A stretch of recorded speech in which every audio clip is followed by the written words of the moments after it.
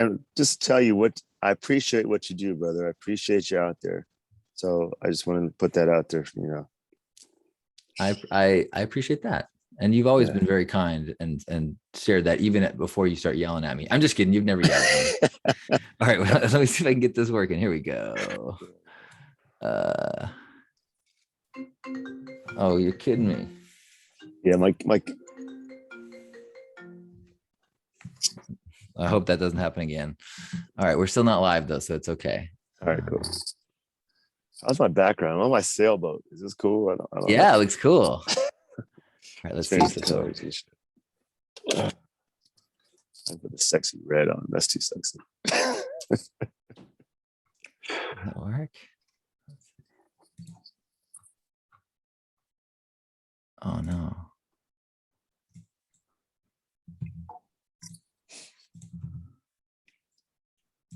I don't think we're going yet. Let's see.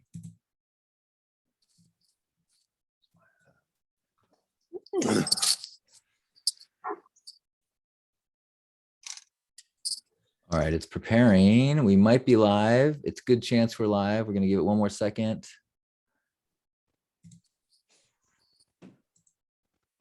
All right, excellent. I think it went live. I just got a notification, so. Yay! All right, so we are live, and the last 3 times that I have greeted you after we hung out. I've seen you online a bunch of times, and then I've said your name, and I said Rach, and have I said your name wrong each time? No, you're nailing it, Rach. Oh. Perfect.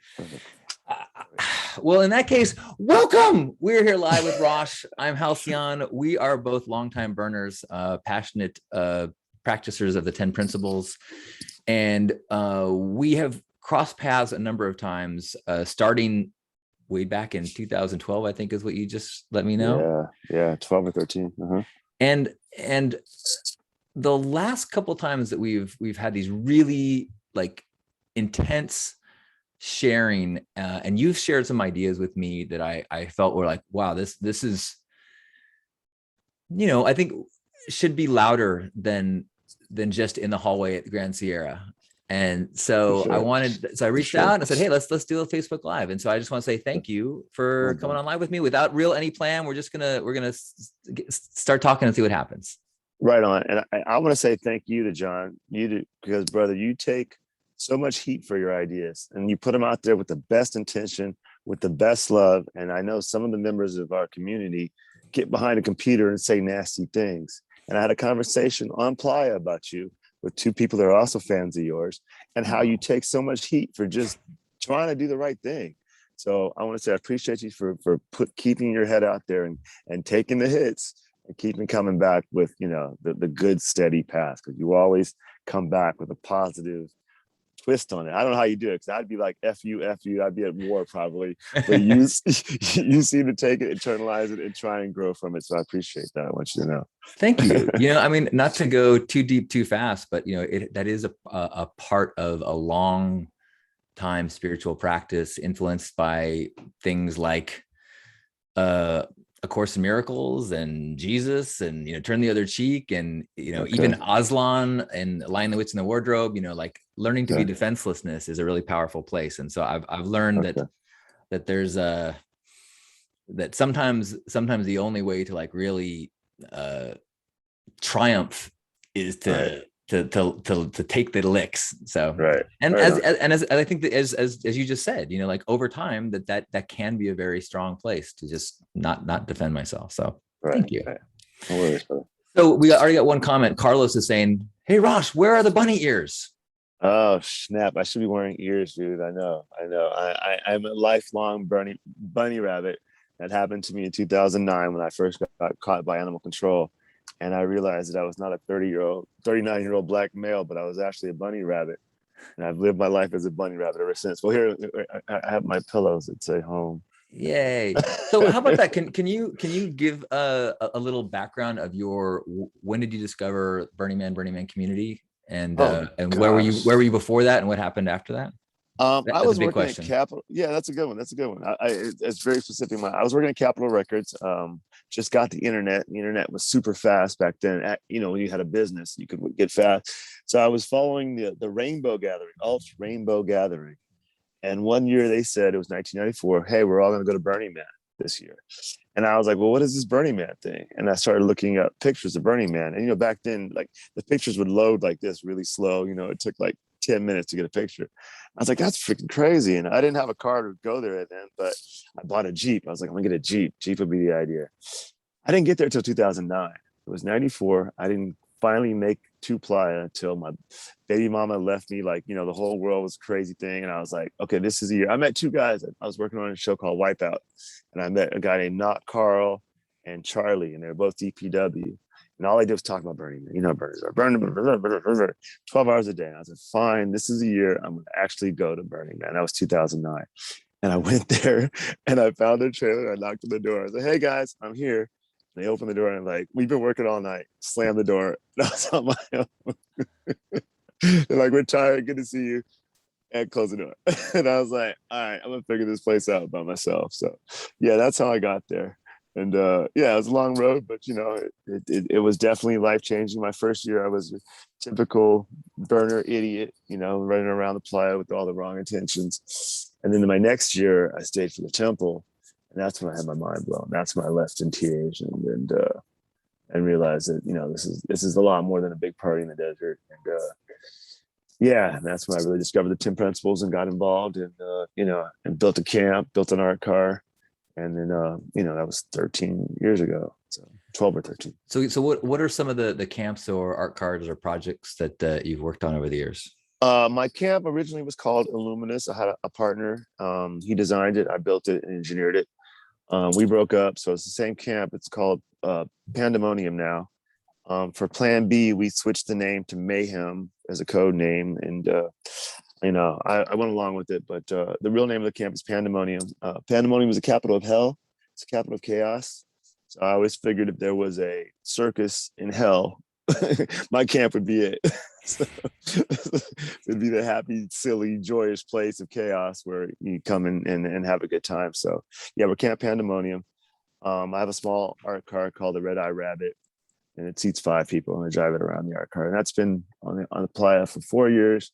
Our camp has been on for 11 years, and we're using the 6 o'clock sector. We get placed. We've been all the way from Rods Road all the way out to I. So yeah, we've been around. We've been placed a lot. Machine is our normal placer. Penny for used to rare placer. So yeah, we're out there. So I see that Lofax is in the live broadcast, and so I want to talk about Plan B. Let me talk about Plan B first, and then we could talk about your placement and some of your thoughts about that. Before you go any further, my name is Lofax. I'm actually the face of Lofax. Just so you know. Oh wait, really? Oh, I got in a lot of trouble at camp. So every time I'd get in trouble, I'd be like, oh, I'm Lofax. And then I started calling him Rach. So we switched names. And it kind of came back to bite us in the ass, but it was pretty funny. Yeah, so I'm not. So wait, so are you in chat or is someone else in chat? No, that's actually Lofax in chat. Okay, but people who knew who he was would come to camp and go, no, Lofax ain't black. But some people came to camp and like, oh my god, like you gave me the greatest gift, and here this is for you, and like it was like this family, and I couldn't back out of the lie at that time. So they handed me a pocket full of gifts that were for Lofax, and I felt so guilty about lying that I just took them. That's a really interesting, point, because like at that stage, in the philosophy of gifting, do you want to rob someone the experience of having a pleasurable gift experience? Do you want to add embarrassment to this whole vulnerable thing where they're giving you something, or do you want to let them have this gifting joy? That's a tough question. It was a typical I Love Lucy moment where she just lied herself into a bad situation. Totally. I couldn't get out of it. Yeah. There's what's is it? I think Mark Twain that said, always tell the truth and then you don't have to remember what you said. I mean, that's been my philosophy. But too many years punishing my brain. You know, I'm like, I can't keep track of the lies. I have to tell the truth. Facts. Well, I couldn't lie to this kid, this family, and like after I told him lie, I couldn't just like go back. So yeah, that was hilarious. Well, with that, I have no idea if there's a real Lofax, but there's a Lofax here, and so yeah. He's so an enigma.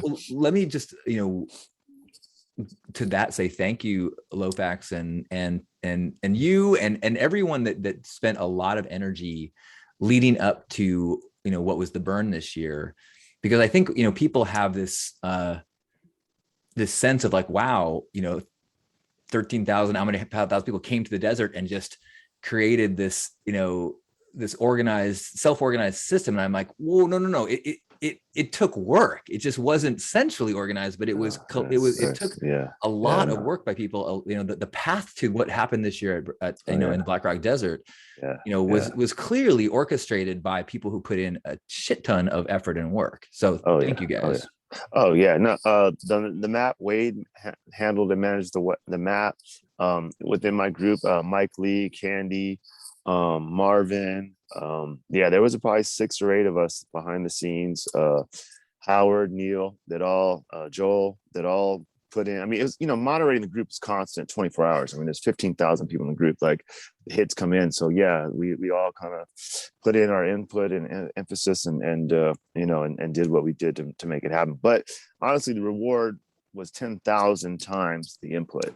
Like what actually happened and what took place on Playa was beyond any of our expectations of what would come out. I mean, honestly, it started a plan for our camp, and that just spread and spread and spread and spread and spread. So yeah, no, it still blows my mind what happened on Playa after all that planning. I think that what you're describing there is actually, I think it's interesting as I hear some people describing this year as their best ever, because sometimes it's because they decided to just create something, without the confinement of the org or whatever like that. But I think a lot of what I hear people describing is that I put a bunch of effort in, I contributed, and I felt like I played a role in this thing that happened. And it's like, well, to be fair, I think that's what always makes Burning Man great. And that's what makes a regional great, is when you put a ton of your effort in and you feel like I helped make this thing. That's what changes your life. Oh yeah, absolutely. And I think a lot of people had that experience this year. Absolutely. And this year was I was unfettered by, like, I usually spend my first 4 days of Playa dealing with different organizations, dealing with the DMV, dealing with FAST, dealing with placement, dealing with all the Earth Guardians. First 4 days of my burn are always bureaucracy. And it gets to be overwhelming. Like, it gets to take away from my burn to the point where, like, I just came here to express. And this year, for the first time, I didn't have my art judged. I wasn't worried about, like, oh, is the art car lit up enough? Is it, I was like, wow, like, it's Monday and I'm already rolling the art car. You know what I mean? Like, as opposed to, like, I'm not ready till Wednesday or Thursday to go try and get my license because I'm so worried about being judged, and our camp was naturally interactive. We're always, there's something, we have a lyra that's just, somebody stays on a lyra pretty much 24/7, but trying to put that in words to send to the org that, like, our bar does this and we have rope classes and the lyra's going, and it's so consuming trying to put the reality of the 3D world onto a paper that translates, you know what I mean? So some years I have to accept responsibility. I failed writing it up as interactive enough, you know what I mean? Like, without a schedule, without a time, like, so we ended up placed on I and J, like way out, literally by the gate almost, you know what I mean? So not having that over my head this year and being able to focus on art and getting my stuff to, burn, took a huge weight off of me and actually reinvigorated me, because I've been ready to quit burn. I can't even tell you. Every year I say this is my last year. If you have any of my campmates, I'm like, I'm going on a cruise. Like, forget this. It's too much work. But not having to write a 40-page essay on my camp and on my art car took so much stress off of me. You know what I mean? And I was able to be my best me and art the hardest I've ever arted, on Playa. So it was a big change. So, and is that the meat of what you've been talking about, of like the frustrations that you've had that have been on deaf ears? I, also yes, but even otherwise, I was analyzing and I was thinking about like, because I've been decompressing and trying to distill everything. A 6 to 10 hour wait to get in, right after a 10 hour drive, that's 18 hours. I'm exhausted. So trying to set up my camp on a Saturday or Sunday to be ready for gates, I'm already at my wit's end. I don't have any more energy, right? But going from the road to my camp in 15 minutes and 20 minutes, I had a whole other day. You know what I mean? Like I'm stronger. Like I'm not nearly as exhausted as I would have been. So it gave me more energy to be able to put in building my camp. You know what I mean? Like I didn't wait in the sun all day, you know, bleeding my eyeballs before I could get to setting up my camp. Like I could get right to work. You know what I mean? It saved me, I'd say 18 hours, which is a big deal when you have, a whole week out there to be stressed out and doing what you're doing. And even coming home, like I thought about like, wow, like I didn't have a 10-hour wait to get to the gate road. Like I'm driving way better than I ever have. I'm not hallucinating. I've literally hallucinated coming out of there. Like I've seen like dragons run across the road in front of my car. I've waited 10 hours to get out. All of a sudden I'm like, wow, I'm really clear headed. Like this is the safest I've ever left Playa. You know what I mean? And I was able to, do things that I wasn't physically or mentally able to do before. So have you it feels like to me it's a hard way, it's hard to compare what happened this year versus the most recent burns. One of the big things for me is size. 13,000 is different than 80, and Absolutely. also and dealing with the pressures of an organized event and having to deal with whatever things have to be dealt with agencies and things. But so to me it feels like they're just different. But it sounds like you are maybe more interested in things like Juplaya or regionals or something like this than something that does require that, because I don't see how you can take away the bureaucracy from what exists in the Black Rock City structure. The funny thing is because so I've been invited to Equinox. I've done lots of regionals, and my thing for regionals was that they always damaged my equipment and made my burn prep even harder. So I stopped doing them. I focused solely on burn. Burn was the big show. I had my trailer damaged and whatnot.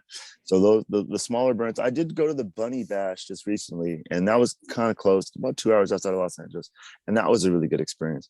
But the other regionals and stuff were taking a toll on my gear, such that it made more prep time to get ready for the burn. So I focused solely on the burn. Like people tell me, oh, go to Wasteland Weekend, go to this, go to that, whatever. I'm like, yeah, I broke my trailer. Like I can't, the axle's broken. I got to repair the axle. So I focused all my energy on burn. Like it's the big show for me, I totally get what you're saying. Like, yeah, 80,000 people versus 15,000 people. Big difference, big difference. But I feel as though there's got to be a way to cut down some of the bureaucracy. I understand that there has to be a certain level of it, right? I'm gonna give you a perfect example. I built a trailer for my art car from scratch, okay, from scrap piles I got at work. I took that trailer to the California Department of Motor Vehicles and got a VIN number and a license in 2.5 hours, right? Easier than I can get my art car on Playa and get their registration to ride my art car around. You know what I'm saying? To me, it should be the other way around. It should be a lot simpler and easier to drive my art car on Playa where I'm not threatening anyone else's life versus driving a trailer I made out of scrap on roads and streets of California. You know what I mean? Like, I get the bureaucracy has to exist, but as an artist, being judged for what you've created, it's not a good feeling. Like it really hurts sometimes. Like my first year, like after I got my art car approved, I went back to camp and slept for 6 hours. I was done. I was so on edge, like all the effort to get it there and to stand there and have people walk around it with their pads and look at it and have meetings and come back. And I'm thinking like, oh, they're not going to do it. Like they're not. And there's $1 million art car in front of me and $1 million art car behind me. And here's my little $1,000 art car. I'm just thinking like, like it's not enough. You know what I mean? So that whole feeling was so physically and emotionally draining. And you know, as in my third year, I'm a lot better at going through and getting it now. But this year, just not having to deal with that really gave me more energy to focus on burning. So I'm not at all upset with the org. I just think that things need to be dialed back and streamlined so that the artist can focus better on arting and less time being bureaucratic. You know what I'm saying? Does that make sense? It does. I mean, and honestly, I have almost no experience with mutant vehicles, and what that requires. I have heard a lot of that the scarcity of the number of people that want to bring our cars, and the danger level if everyone was accepted has created some kind of pressure there. And I kind of I too have like well, I'll say that there's a lot of times when I feel like I'm glad I don't have to make the decisions that the organization has to make, or I'm not in the positions that they have to figure those things out. The first time I went to a retreat type thing with a lot of the staff of Burning Man a number of years ago, and was really I felt really blessed that that I don't have to think about the things that they have to think about, thinking about the pressures that they have from local politics, and that they have from law enforcement, and that I get to just really focus on 10 principles. You're like, I just want to be an artist, and I think that there's and they have to deal with all this fundraising stuff. And it's one of the real unfortunate things that as it grows beyond, like at a size of 10, 13,000, when Burning Man was 10, 13,000, it was predominantly the energy there was being spent on creation. Right. And yes. And the same is true, I think, with any company or even a country. When at its birth, it is all about creating, and then the trap of growth is that more and more energy is put into maintaining or safety or structure, and I don't know what the answer is. It's just it's even at the level of a theme camp. I think that happens. I know, I agree with you 100%, but I think the focus needs to be on the people that bring the burn. I think the focus needs to be on helping the camp leads, helping the art car, helping the artists. I mean, the artery does good things. Like, I'm not saying that there aren't good support systems, but I know me as an artist, I'm not good at paperwork. I'm a welder. I'm a builder. I make jewelry. Like sitting down and having to write a 40-page essay on what I'm building. I mean, down to like what material I used and what it started as, and every year I have to rewrite it. You know what I mean? And make new changes and worry that I've made enough changes takes away from the energy that I could just pour into making some more art. I have a flaming heart that I bring, right?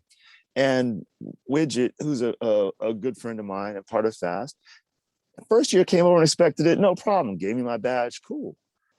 But that was 7 or 8 years ago. But now I got these guys coming over from Fast, and I mean, they're going over I mean, I get it. I understand that safety is important. But at the same time, my artistic energy gets stifled. And I do this for a living. I do special effects. Like, I know pyro. You know what I mean? I do this on movie sets. I can't blow people up. But I get way more pressure and way more, I don't know how to say it, but it's so much that it makes me go, fuck this. I'll go do it for $75 an hour so on the street, you know what I mean? As opposed to try and bring it here. And I tow it 600 miles. Like, I bring a 50-gallon propane tank from Los Angeles to Burning Man. You know what I mean? Like, it's a lot of effort and a lot of work. And I think that what the org should do for me that would make things simple is streamline the process, make it so that I can focus on being the best artist that I can be without worrying about doing the best paperwork. I'm not a paper pusher.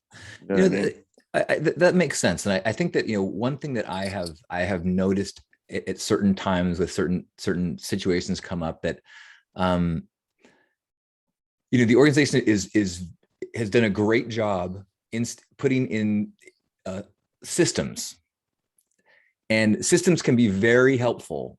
Right. However, the thing that systems can really be problematic in is that if there is somebody, for example, like you, that knows exactly what you're doing and you don't fit exactly into the system, there's not a way for the system to be like, well, you get a pass here, you know? Right. And I've seen that happen a number of times where someone's like, you need to get this approval from this person to dig this trench. You're like, I used to do this for a living. I can do this. So like, no, you need to go get this, go wait in this line. And then they get through those line and they, oh no, you got to get this. It's like, I understand why the systems are there, but it's like, it's a different, energy than what you'd see at a Renegade or what you'd see if you're camping with friends, where it's just like, we're like, hey guys, here's the goal, right? Can we trust everybody that we're going to get to that goal and be safe about it? Yes. Everyone's gonna be good about that. Okay. If you need help, ask, as opposed to like getting someone to check you off, at every level. And I, because of the pressures that happen with growth and with the scrutiny that's on, I don't know if they have a choice. It's just, but I also see the consequences of that in the eyes of people like you and other artists who are feeling like, dude, I'm here to give a gift and you are making it so hard. Nailed it, brother. Nailed it. Like I broke my ass. And that's what the veil came off this year. I said, wow, I paid $500 to break my ass and do this much work. And this year, I felt all the gratitude and none of the bureaucracy. I felt people coming to my camp. People came back to my camp every day just to see what we were doing. You know what I mean? And I was like, wow, like this is the unfiltered version. This is why. It's the thank yous I do it for. It's the wows that I do it for. It's not the money. It's when people show up to my camp and go, this is the greatest thing I've seen today. That's what I do it for. The attaboys, like that makes me go like, yeah, like, this is worth it. I, put all this effort and broke my rig and all this stuff. But that person's smile today is what I do it for. So this year, for the first time, I didn't have to deal. I'll give you another example, perfect example. I made a manifold. I welded a manifold for all my things. And the guy from Fast comes over and goes, oh, well, this isn't good. You should go to Home Depot and get these parts. So you're telling me that Chinese made parts are better than the parts that I've welded, handcrafted from 1/4-inch steel? Like, no, it's not. So I had to go to Fast and deal with that. And I missed the makers meeting. The makers meeting is a big place where everyone gets together and exchanges art and exchanges jewelry. But I had to spend 4 hours dealing with it. You know what I mean? And that for me that year, it took a toll on me. Like, everyone's like, oh, well, how come you didn't go? How come you go? I was like, well, because I had to go explain to them that what I had built was better than what you could buy at Home Depot from China. Can you explain? I think that's a good example of things get stuck. And there's not space for the principles are supposed to be principles, not laws. So they here are the guidelines, and then we trust you to take that and do the best you can with that, and I think that early burn or this burn, that was the same vibe. Like, hey, there's no rules, but please don't drive in a way that's unsafe. And I was so impressed. Like, I didn't see people driving unsafe for the most part, when you're, and so, but when a system gets to a certain size, it's difficult to have that same laissez-faire, is that the right word? Hands off, like, no enforcement. So before I go forward, can you explain what FAST is? Is that the term? Fire Art Safety Team. So FAST inspects all the flame effects and art on the plat, which is a great thing. Like I said, you don't want yahoos blowing people up. You know what I mean? And it could be, there could be procedures required for insurance and permits and things like that. They may have to agree to, have a person check these boxes, and who knows? Like I said, like you said, the size. Once you scale it up, but I was going to say this. I look at the 10 principles not as a guideline. I look at them like a constitution. I'm a constitutionalist. I believe in all my first, second, third, fourth amendments. That's the law of this land. And I feel the 10 principles are the law of the playa. When we were there, we followed them like to the letter. Like, and that's I wrote a piece. I don't think I sent it off, but I explained it to somebody. My right to radical self-expression is being oppressed. I wrote it from that level, as if my First Amendment right or my Second Amendment right was being oppressed. My right to radically express myself as an artist is being oppressed, right? And that's part of my voice not getting heard. You know what I mean? Because that to me is important. The 10 principles. I've raised 2 kids off of the 10 principles. I tell radical self-reliance, like, oh, Dad, I'm hungry. Radical self-reliance, your ass in the kitchen and get a can of tuna and make a sandwich, my dude. You know what I'm saying? Like the 10 principles for me are a constitution. Like I don't see them as something you can waver from and be a real burner. You call yourself a burner, then you have to understand the 10 principles and follow them. And this burn, I spent more time than I ever have explaining the 10 principles to people who never even read them. Like, there was their first time. And I explained to them, like, look, we're on sacred land. This is a sacred space. This was Indian land before the BLM ever got here. You respect this land. You can come in with a certain amount of respect day one. You're not at EC, you're not at Coachella.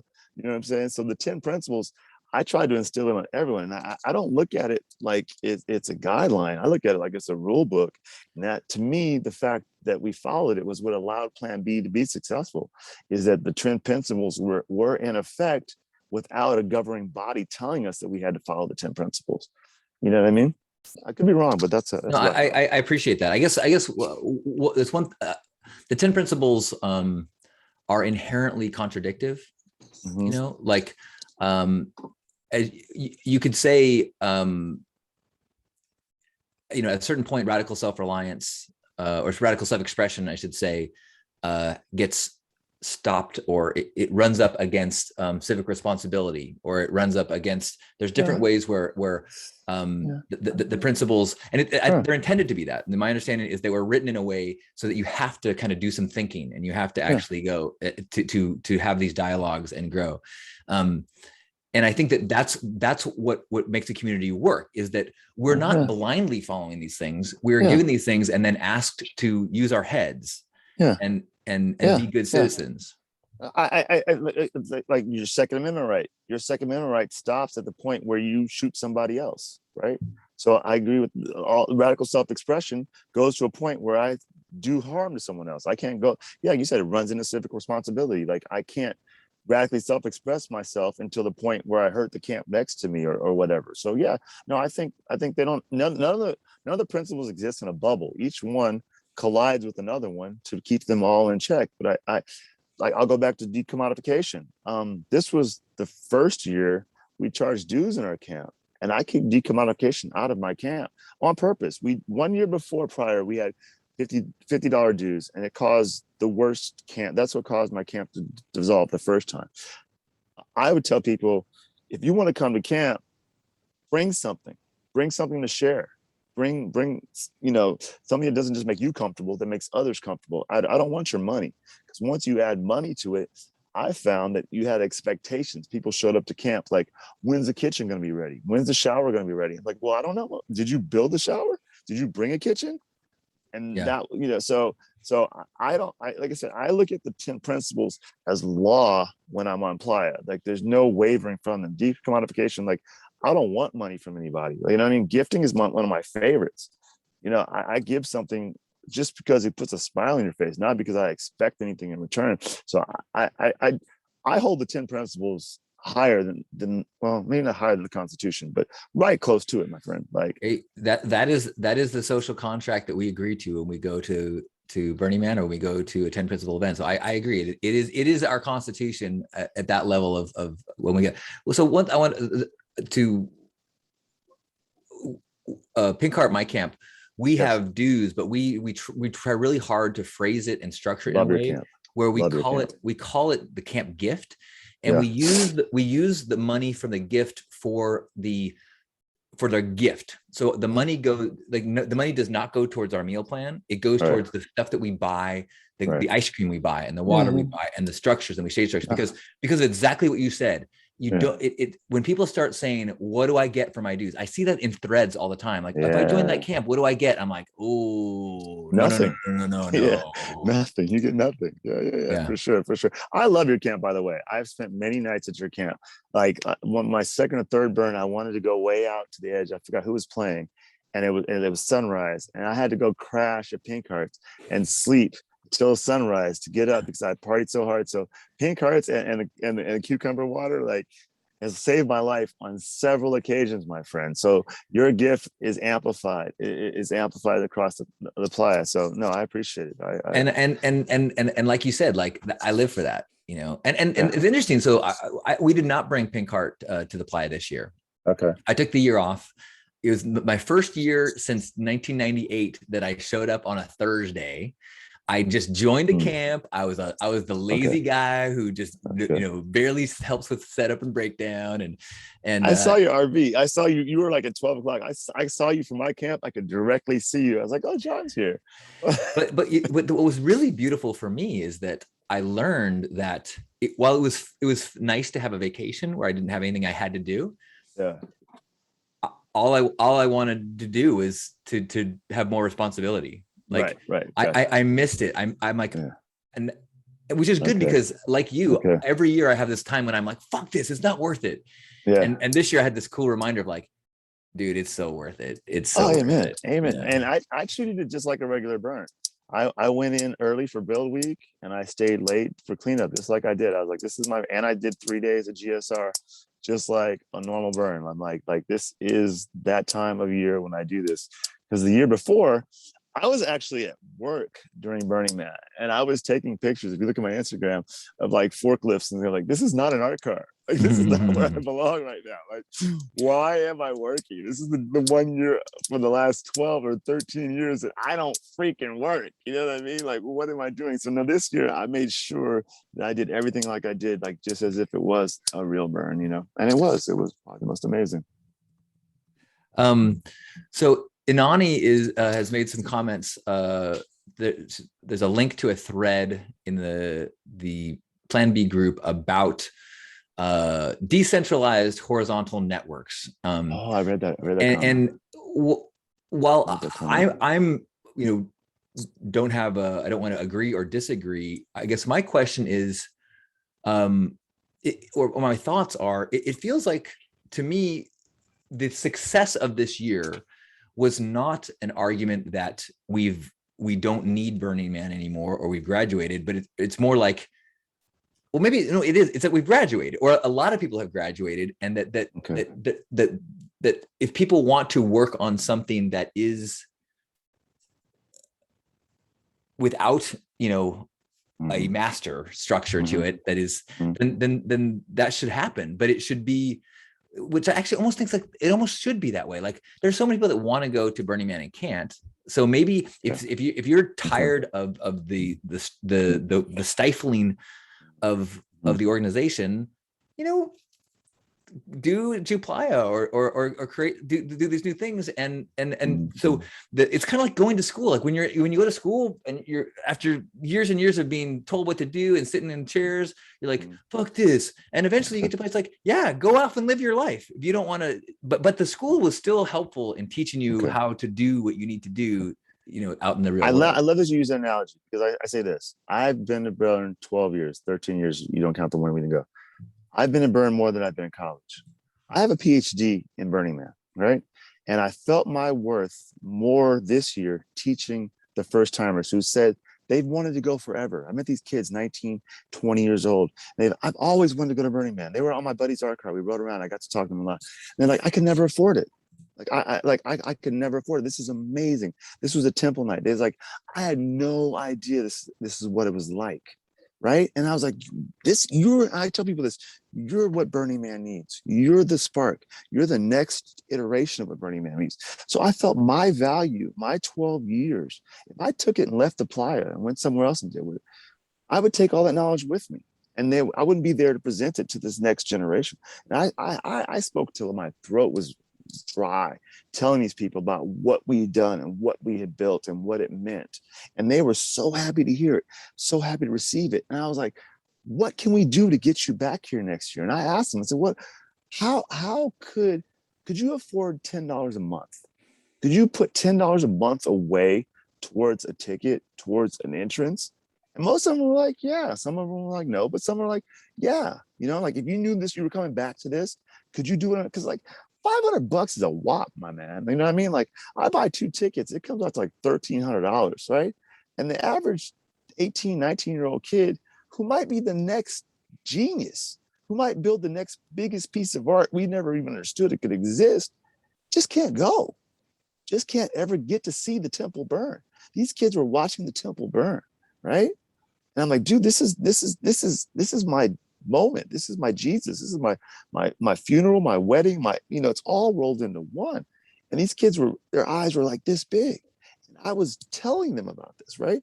So I was feeling like my energy, all the effort that I put in, starting fire, starting a blaze in this next generation. And I think if those kids don't get to come back, they don't even know about the low income tickets. You know what I mean? Like, let alone how to write a paper to get one. The doors have, if we're gonna say radical inclusion, it's gotta be real radical inclusion. It can't be radical inclusion for the rich. It's gotta be radical.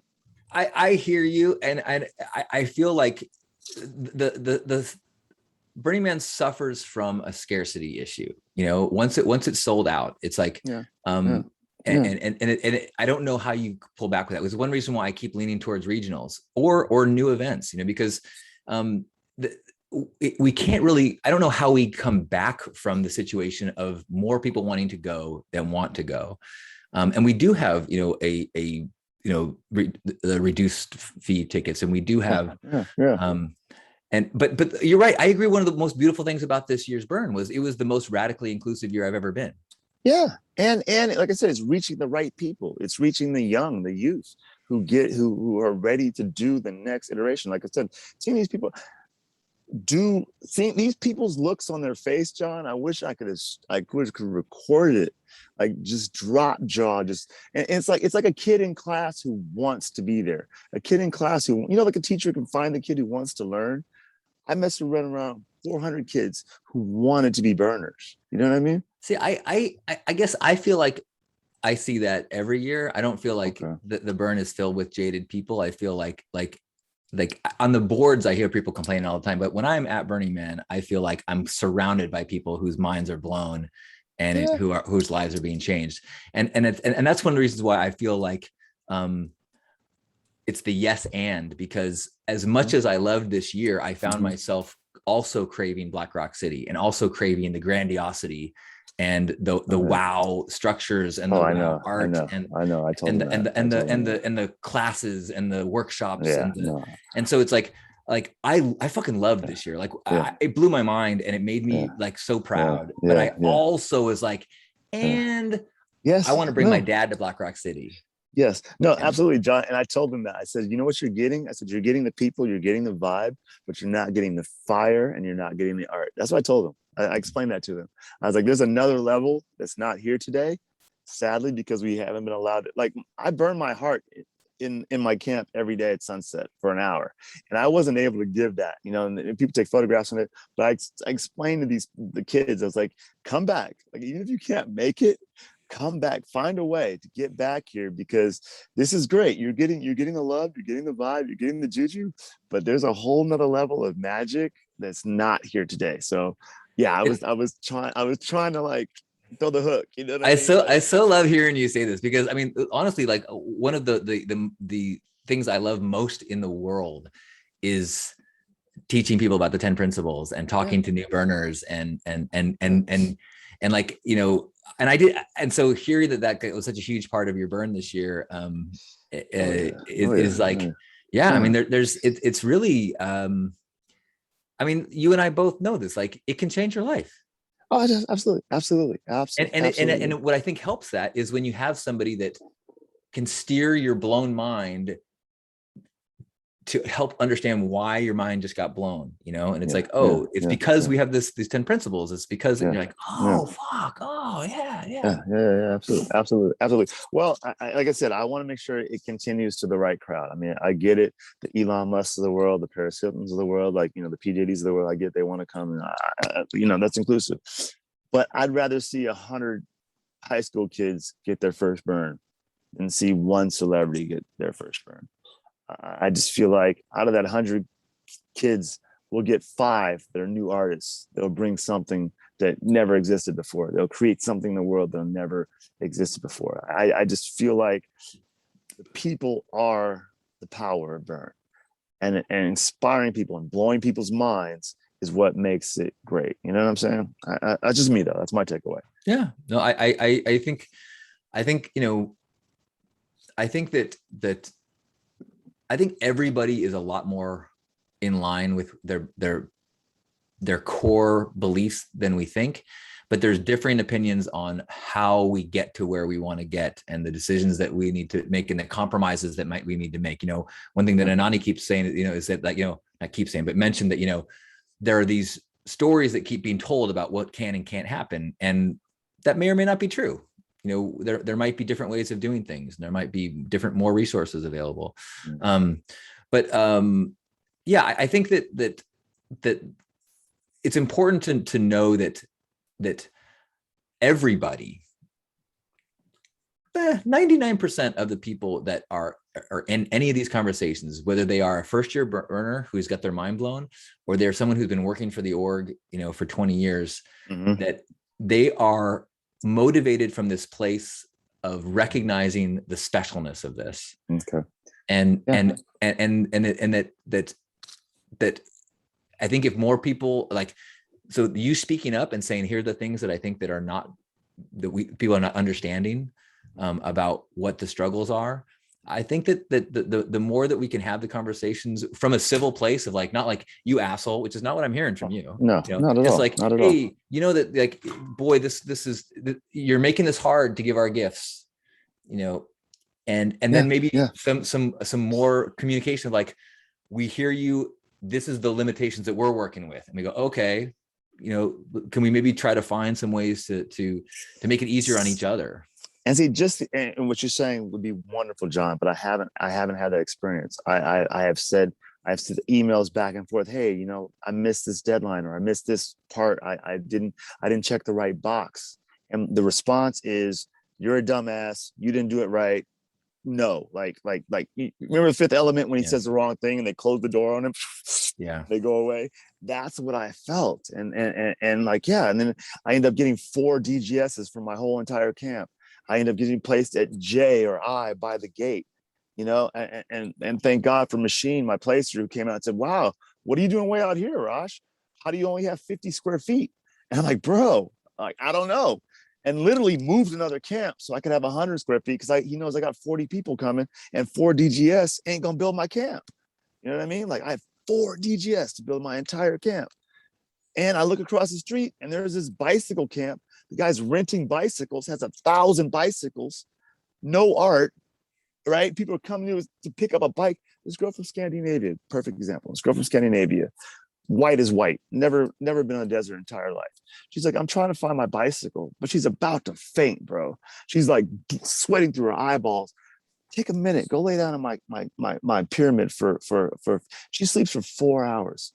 She wakes up and goes, thank you so much for bringing this. Thank you, because I was at my wit's end. Like, she'd never experienced the desert before. She's from some place where it snows all the time, you know, and was thankful, like heartfelt. And I was like, you know, I won't say I saved her life. I don't want to give myself that much credit, but I definitely extended her stay. And then she was able to wake up and go across the street and get the bicycle, so she rented for $100. And I mean, here are these guys, I don't know how much money they made renting bicycles out. I know I came out of my pocket $3,000 to bring the pyramid here, but yet I get placed way the freak out there. I get half the space I need, 1/4 of the DGS that I need, right? How do I feel? How do I feel, John? I feel shitty. I feel bad. I feel used. I feel manipulated. I feel like I'm taking the overhead. I'm doing all this work. And the guy across the street, who's probably made 50 grand, I don't know, gets way more treatment and a better spot, better placement than I do. And I'm yelling, I'm screaming, my Jeep is broken. You know what I mean? Like, what can I do? What can I do? So yeah, I'm glad you listened to me, John, and I appreciate you, because I've been ready to give up. If it wasn't for my crew, if it wasn't for Mike Lee and my LA crew deciding to step up and help me carry some of this weight, I got a car from the 90s. I got the same car, bro. And it still runs. It still makes Tahoe. It still makes the Sierras. It pulls 2,000 pounds of steel on top and another 1,000 pounds strapped to the back. Okay. And it gets up there, right? And I come out of my own pocket. Like, I don't ask anybody for a penny. Just bring something to share. That's all I ask. You know what I mean? All I ask is for a little help from the org. Not make it so hard.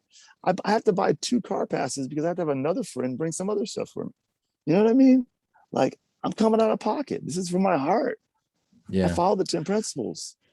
You know, it sounds like, I mean, it sounds like a big part of your struggles are in the uh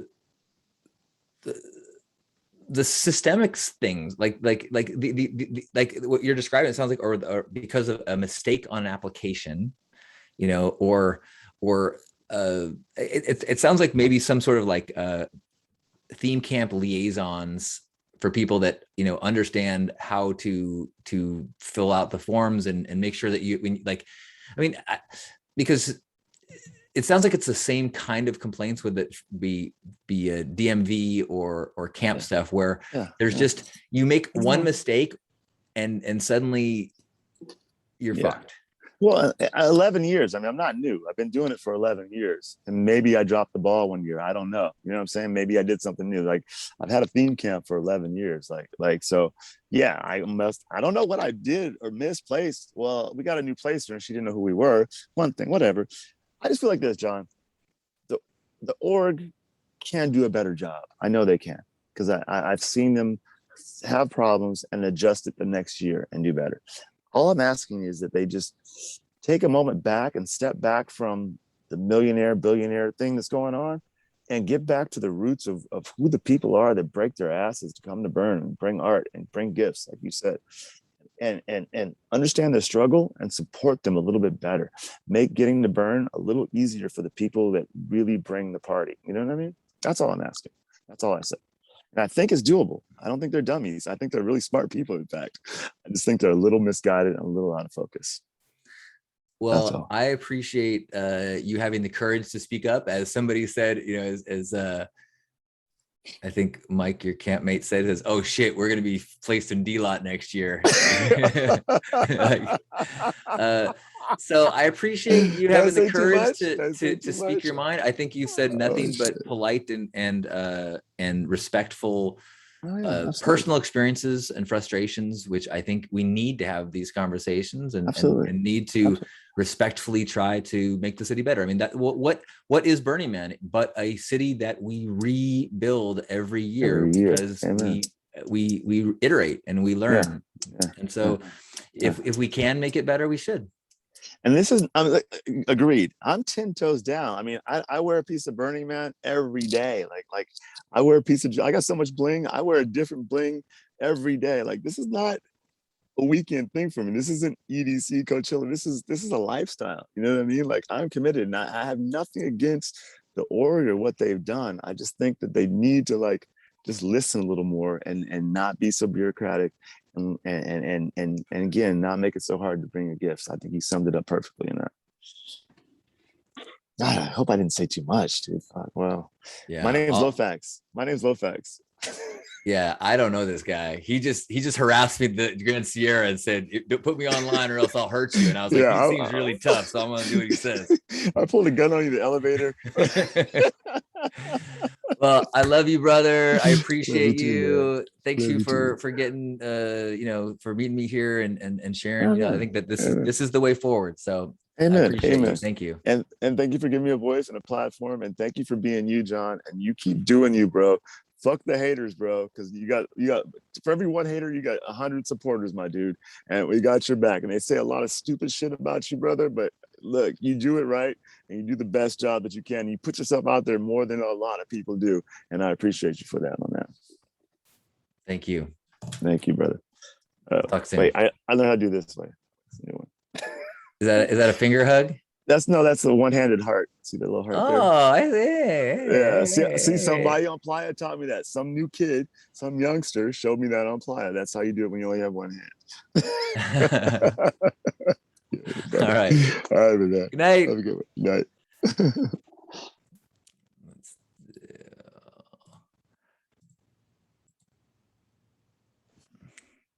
All right, that worked.